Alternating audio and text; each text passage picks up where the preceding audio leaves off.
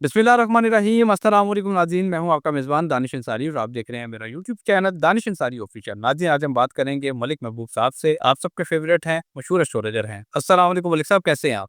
वालेकुम अस्सलाम, अल्लाह का करम है। आप बताएँ दानिश भाई कैसे हैं? अल्हम्दुलिल्लाह मलिक साहब, मैं भी ठीक हूँ। मलिक साहब, आपने मेरे गुज़िश्ता कई प्रोग्राम्स में ये बात की है कि दुनिया के जो हालात हैं जंगों के हवाले से, वो ख़राबी की तरफ जाते दिखाई दे रहे हैं और आज एक बड़ी अहम खबर है। एयरक्राफ्ट कैरियर इब्राहम लिंकन समेत दीगर जंगी जहाज़ों पर मुश्तमिल अमरीकी बहरी बेड़ा जो है, वो मशरिक़ वस्ता जो है वो पहुँच चुका है और बहरी बेड़े के पहुँचते साथ ही नेतन्याहू जो कि इसराइल के वज़ीर-ए-आज़म हैं, उन्होंने ये कहा है कि ईरान ने हमला किया तो ऐसा जवाब देंगे जो पहले कभी नहीं देखा होगा। तो सर, उनकी तरफ से ये बयान उस सूरत में आया है जब जो अमरीकी बेड़ा है वो मशरिक़ वस्ता पहुँच गया है। यानी कि अगर इसराइल की तरफ से कोई अटैक किया जाता है तो उसको सपोर्ट करने के लिए अमेरिका की मदद भी पहुँच चुकी है। तो ईरान की क्या सिचुएशन आप देख रहे हैं? क्या ईरान के खिलाफ कोई बड़ी तैयारी की जा रही है, किसी बड़े हमले की तैयारी की जा रही है? क्या देख रहे हैं? अच्छा दानिश भाई एक्चुअली मैंने आपके साथ ये व्लॉग में डिस्कस नहीं किया था कि ईरान का ज़ायचा मुझे क्या नज़र आ रहा है। मैंने रिसेंटली इसके ऊपर बहुत डिटेल एनालिसिस की थी, तो मुझे हालात जो है ना, मामलात ज़्यादातर फ़रवरी के स्टार्ट में बहुत एक्सट्रीम लेवल पे जाते हुए दिख रहे हैं। और खुदा ना ख़ास्ता वहाँ पे जंग के हालात, जंग के बादल जो हैं मंडला तो रहे हैं, उससे पहले भी हो सकते हैं, क्योंकि जो ज़ायचा मैंने बनाया है वो ईरान के दोपहर के 3 बजे आज़ादी टाइम डाल के बनाया। तो हो सकता है कि एग्रीमेंट साइन वगैरह कुछ आगे-पीछे हो जाए, तो फिर उनकी जो टाइम ऑफ इवेंट है वो आगे-पीछे थोड़ा-सा स्लाइटली हो सकता है। तो अगर अभी के हालात के हिसाब से जायज़ा लिया जाए तो एस्ट्रोलॉजिकली बहुत क्लियरली इंडिकेट हो रहा है कि आने वाले दिनों में ये बहुत बड़ा हमला होने वाला है ईरान का। और अगर आप ये इब्राहिम लिंकन की बात करें तो ये एक पानी में चलता-फिरता एक मिलिट्री जहाज़ है, जिसके ऊपर बहुत लोग जानते भी होंगे, काफ़ियों को पता होगा कि ये बहुत वर्थ मतलब बिलियंस ऑफ डॉलर का हिसाब से एक चलता-फिरता मिलिट्री जो है, कैंप कहा जाए, मिलिट्री सिटी कहा जाए तो गलत नहीं होगा। लेकिन ये इसका करीब आना, ये बहुत क्लियर इंडिकेट कर रहा है कि आने वाले दिनों में बहुत बड़ी जंग की तरफ ईरान जा रहा है।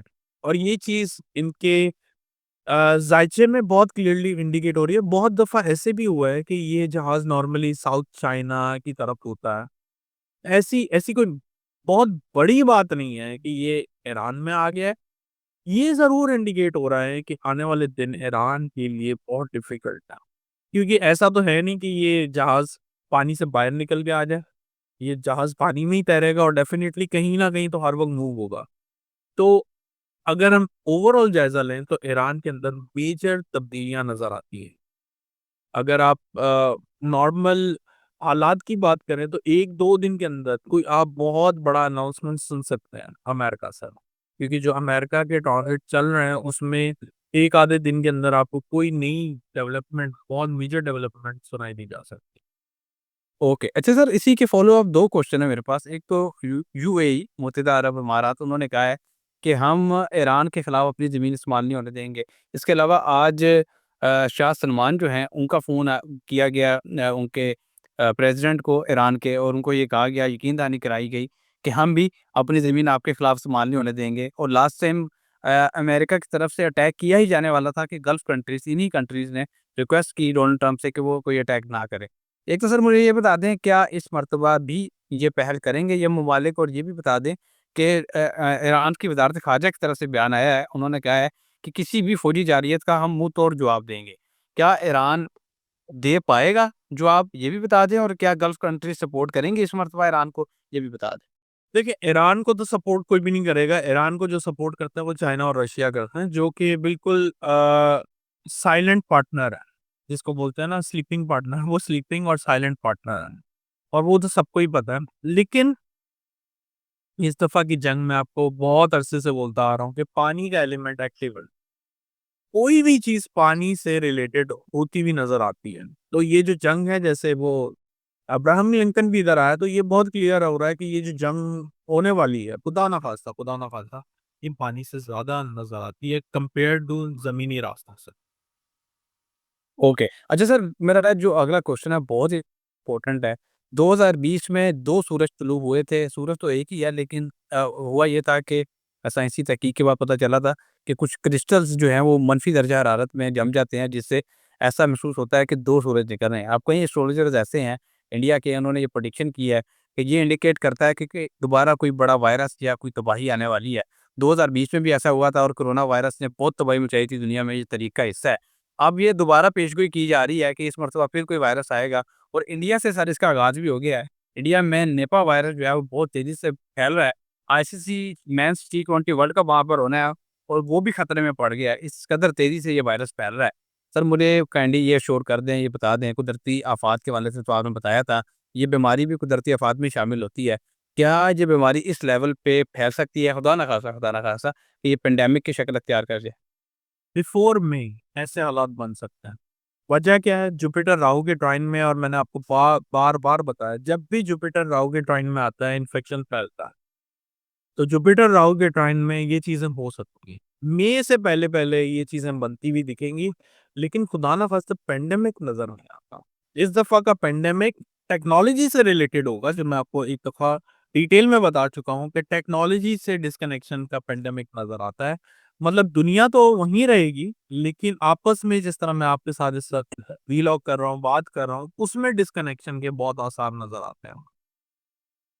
Okay sir. अच्छा सर, आपने दूसरा प्रोग्राम में भी ये बताया हुआ है कि कुछ ऐसी प्लैनेटरी पोज़ीशन, कुछ ऐसे एस्पेक्ट्स हैं जिससे पता चल रहा है कि आग लगने के वाक़यात बहुत ज़्यादा हो सकते हैं। ऑस्ट्रेलिया के महकमा मौसमियात ने शदीद किस्म का अलर्ट जारी किया है। उन्होंने कहा है कि गर्मी की शदीद लहर की वजह से ऑस्ट्रेलिया के जंगलात में बड़े पैमाने पर आग लग सकती है। 2020 और 21 में सर इस कदर शदीद आग लगी थी ऑस्ट्रेलिया के जंगलात में भी, अमेज़न के जंगलात में भी, जिससे दुनिया का जो दर्जा हरारत है, पूरी दुनिया का, वो इससे इफ़ेक्ट हुआ था। सर इस मर्तबा खुदा ना खास्ता आप किस लेवल की आग फैलते देख रहे हैं? बड़े इंटरनेशनल लेवल पे अमेज़न और स्टील। जी, अभी तकरीबन 2 महीने मैंने आपको बताया टिल फ़रवरी मार्च ऐसे हालात बने रहेंगे, जिसमें फायर रिलेटेड इंसिडेंट ये बढ़ते हुए दिखेंगे। चाहे वो, मैं आपको बात बता चुका हूँ, लावे की शक्ल में हो, चाहे सिलेंडर फटने से हो, चाहे खुदा ना ख़ास्ता एयर ट्रैवल्स मतलब एरोप्लेन, जहाज़, इनके अंदर इंजन में आग लग जाना, ये बहुत ज़्यादा आपको नज़र आएगा। क्योंकि जो हीट का लेवल है वो डबल हुआ हुआ है मार्स और सन कॉम्बिनेशन की वजह से। मार्च सन जब भी एक साथ आते हैं साल में एक आधे दफा, ये कॉम्बिनेशन बनता है। और आप देखेंगे इसके साथ बाकी प्लेनेट की भी ऐड ऑन होना, ये यूं समझिए कि फायर के ऊपर फ्यूल डालने का काम है। तो ये चीजें बढ़ती हुई दिखेंगी एक डेढ़ महीना, उसके बाद ही कंट्रोल में आ जाएंगे। Okay sir. अच्छा सर, एक और चीज़ क्लियर कर दीजिएगा कि इसराइल की तरफ से सख्त किस्म का अलर्ट जारी किया गया है तमाम एयरलाइंस को जो कि इसराइल आती हैं, इसराइल के एयरपोर्ट्स पे लैंड होती हैं। उन्हें कहा गया है कि आप इसराइल का रुख ना करें या इसराइल के ऊपर से इसराइल की जो एयर स्पेस है उसको यूज़ ना करें। आप कोई बड़ा अटैक होता हुआ देख रहे हैं? क्योंकि इसराइल की तरफ से कह दिया गया है कि बुध से लेके त्वार तक का वक्त है, ये बहुत हसास है, ईरान की तरफ से कोई अटैक हो सकता है। आप ऐसा कोई अटैक होता देख रहे हैं? कि ईरान मुझे नहीं लगता पहल करेगा, ये होगा यही कि पहले इनकी तरफ से होगा और फिर रिटेलिएट जो है, जैसे पहले लास्ट टाइम भी हुआ था कि बहुत स्ट्रॉन्ग रिटेलिएट, ये मैं एक्सपेक्ट कर रहा हूँ। और जी बिल्कुल, जैसे जैसे हम फरवरी के करीब जा रहे हैं, आपको हालात और जो न्यूज़ है जिस फ्रीक्वेंसी से आ रहे हैं, बहुत क्लियरली महसूस हो रहा है कि हालात जो है खुदा ना खास्ता एक डिफिकल्ट सिचुएशन में जा रहे हैं। इसीलिए मैं आपको कह रहा हूँ कि फरवरी इस साल का बड़ा इवेंटफुल ईयर होगा, ओ मंथ होगा। तो फ़रवरी में आप एक्सपेक्ट कर सकते हैं ऐसी चीज़ें। Okay sir. सर बड़ा इंपॉर्टेंट क्वेश्चन है, इमरान खान साहब की सेहत की नासाज़ी की वजह से उन्हें फ़ौरी तौर पे इमरजेंसी की सिचुएशन में हॉस्पिटल मुंतकिल किया गया और जब से वो जेल में हैं तकरीबन 2 ढाई साल से ज़्यादा टाइम हो गया, तकरीबन 3 साल होने वाले हैं। तो उन्हें कभी भी जेल से हॉस्पिटल या जेल से बाहर नहीं लेके आया गया है। ना यहाँ तक कि उन्हें कोर्ट तक नहीं लेके जाया गया, लेकिन अब उन्हें इमरजेंसी में हॉस्पिटल मुंतकिल किया गया और ये कहा जा रहा है कि उनकी एक आँख भी ज़ाया हो सकती है। ये पीटीआई की तरफ से खदशा ज़ाहिर किया जा रहा है। सर खुदा ना ख़ास्ता इमरान खान साहब की सेहत को क्या वाक़ई ऐसे कोई खदशात लाहक है? एस्ट्रोलॉजिकली उनका ज़ायचा क्या बता रहा है? काइंडली ये बताइए। देखिए, मेरे ख़्याल से ज़ायचिया तो मैं आपको पहले भी बता चुका हूँ, मेरे पास उनका जितने भी ज़ायचे बनाए हैं वो सही नज़र नहीं आते हैं। और जो वक़्ती ज़ायचे हैं उसके हिसाब से इन्फेक्शंस मुझे नज़र आते हैं। लेकिन ये वही बात है, रूमर्स अलग-अलग ये बहुत फैलती हैं, तो मुझे इतने हालात खराब नहीं दिखते हैं सेहत के लिहाज से, इन्फेक्शन ज़रूर नज़र आता है। इससे ज़्यादा मुझे वक़्ती ज़ायचे में नज़र नहीं आ रहा। Okay sir. अच्छा सर, लास्ट क्वेश्चन करूँगा, प्रोग्राम को वाइंड अप करेंगे।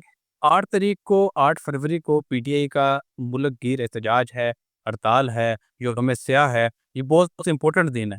तो सर, इसी दिन की मुनासबत से या इसी दिन की जो अहमियत है इसको कम करने के लिए हुकूमत ने इस दिन बसंत मनाने का पूरे लाहौर में, क्योंकि लाहौर ही गढ़ है असल में, यहाँ पे बसंत मनाने का ऐलान कर दिया है। क्या देख रहे हैं? क्या हुकूमत के इस टैक्टिक का कोई इम्पैक्ट होगा जो पीटीआई का एहतजाज है इसके ऊपर, या नहीं हो? देखिए, मुझे कॉन्फ्लिक्ट नज़र आ रहा है। अल्लाह करे ऐसा ना हो, और मैं यही बताऊँगा कि अगर पीटीआई को फॉर इंस्टेंस उन्होंने प्लान किया हुआ भी है, तो उसको 7 तारीख को किसी तरह स्टार्ट करने का सोचा है। 8 की बजाय 7 को अगर वो इवेंट को प्लान आउट कर देंगे, तो इवेंट के स्टार्टिंग डेट से जो कॉन्सिक्वेंसेज़ हैं आने वाले, उसमें बहुत बेहतरी आ जाएगी। यही मैं सजेस्ट कर सकता हूँ, क्योंकि आई नो उन्होंने बहुत कुछ प्लान कर लिया है, बहुत कुछ दिमाग में आ चुका है, बहुत कुछ आगे इवेंट प्लानिंग होती है, तो वो तो नहीं बदली जा सकती। तो इसका ये सब्स्टिट्यूट है, क्योंकि अब जो हो गया है उसके अंदर हम क्या कर सकते हैं एज़ एन एस्ट्रोलॉजर, वो ये कर सकते हैं कि 7 तारीख को ऐसा कोई इवेंट किया जाए, छोटी रैली निकाली जाए, जिससे वो जो टाइम ऑफ इवेंट है वो बदल जाए। ओके। बहुत शुक्रिया सर, आपने अपने कीमती वक़्त में से कुछ वक़्त निकाला और इतना ज़बरदस्त प्रोग्राम, मालूमाती प्रोग्राम हमारे साथ शेयर किया, हमारे ऑडियंस के साथ शेयर किया। हमारे नाज़रीन का भी बहुत शुक्रिया, इतना अच्छा फीडबैक देते हैं, कमेंट्स करते हैं। जो नाज़रीन अपना ज़ायचा मनवाना चाहते हैं, मतलब मुँह साहब से सवालात करना चाहते हैं, स्क्रीन पर नंबर चल रहा है, उस पे राब्ता कर सकते हैं। इंशाअल्लाह नेक्स्ट प्रोग्राम में ऐसे ही दिलचस्प टॉपिक के साथ दोबारा पेश होंगे। अगली वीडियो तक के लिए मुझे और मलिक महबूब साहब को इजाज़त दीजिए। अल्लाह हाफ़िज़।